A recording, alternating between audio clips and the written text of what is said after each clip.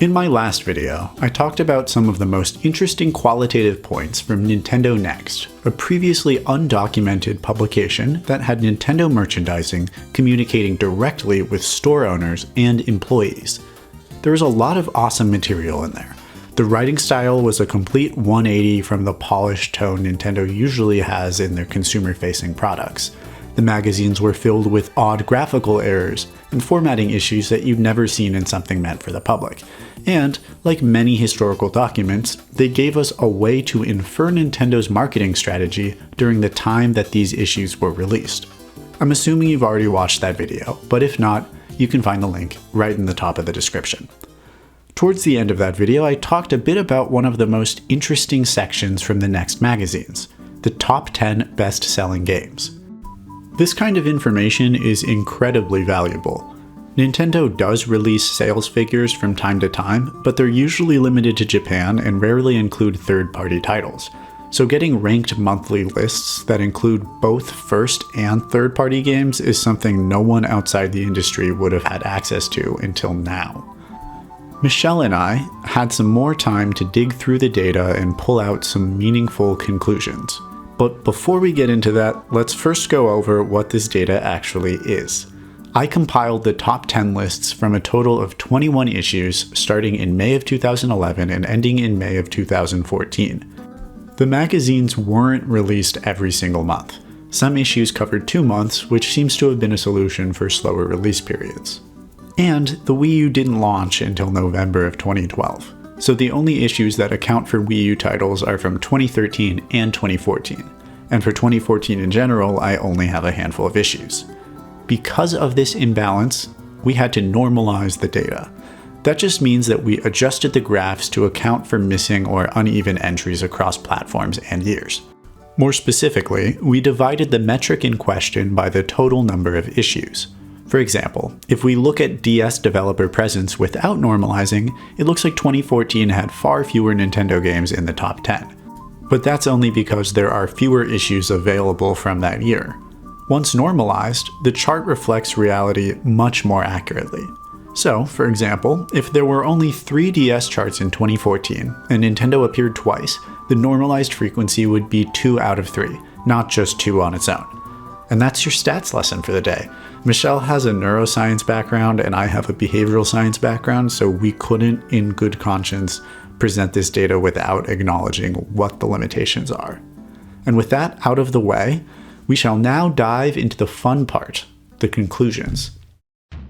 Let's start with genre prevalence. Across all consoles, platformers and action-adventure games made up the largest share of top 10 entries.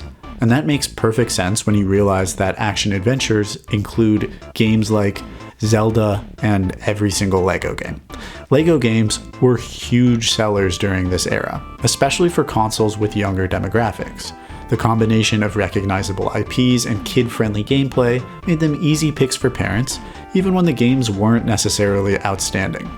And I'm not saying that they were bad. I've personally 100%ed LEGO Star Wars, the complete saga, on both the DS and the Wii, but it's safe to say that they sold more based on familiarity than reviews.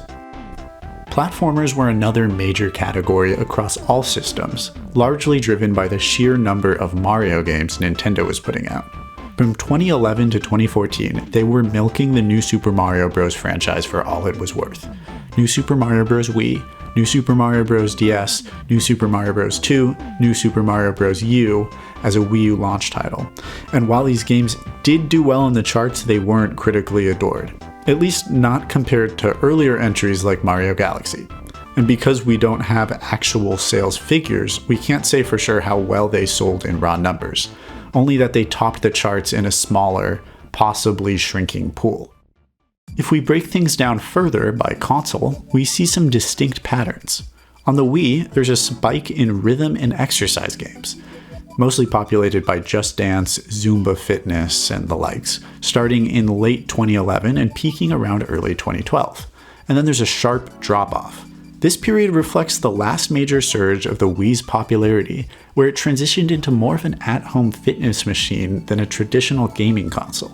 Nintendo themselves weren't really pushing this angle, but third-party publishers absolutely were.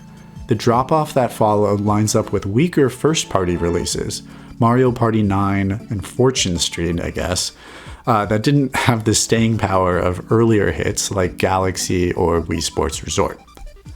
Continuing on, let's look at some first versus third-party game frequency. Nintendo obviously released far fewer games than third-party publishers, so it's expected that their games appear less often overall. On the Wii and DS, both winding down during this period, first-party presence fades noticeably. But the 3DS tells a very different story. Nintendo began to recover in 2013, which was otherwise their worst financial year ever, and a big part of that recovery came from a strong wave of first-party titles. The end of 2013 saw the releases of Link Between Worlds, Pokemon X and Y, and even Mario Party Island Tour, which seemed to chart surprisingly well. The takeaway here is that it's not just about one killer app. What sells a system and what fills out retail charts is a steady stream of cohesive, appealing first-party releases. Those games don't all have to be bestsellers individually, but together they drive momentum and keep people interested in the hardware. That's a lesson that Nintendo has seemingly learned and relearned in multiple generations. And I know that this isn't anything groundbreaking, but it is additional data to back that conclusion up. Do you think that you can come up with something better than me? I bet you can. And good news, all of this data is public, so I'll link it below along with my full archive page that contains scans of all of these Nintendo Next magazines. And if you want to explore it yourself and come up with your own conclusions, I would really love to hear what you find.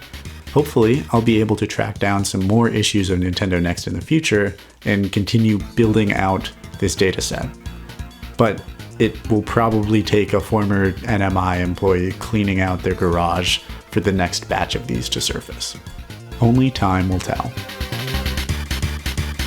Thank you for watching, and I know if you are still watching, of course you're part of my premium parasocial club, which I forgot what I named it, but it was something like that. And I apologize to you, dear viewer, for making this video a little less meaty than the last one, but I just started a new job, and the data took a while to get through, and I do not half-ass stuff. So I apologize for the wait. New video next week, got a lot of topics coming up, and yeah. Oh, and tell me your favorite type of soup. Thanks, bye.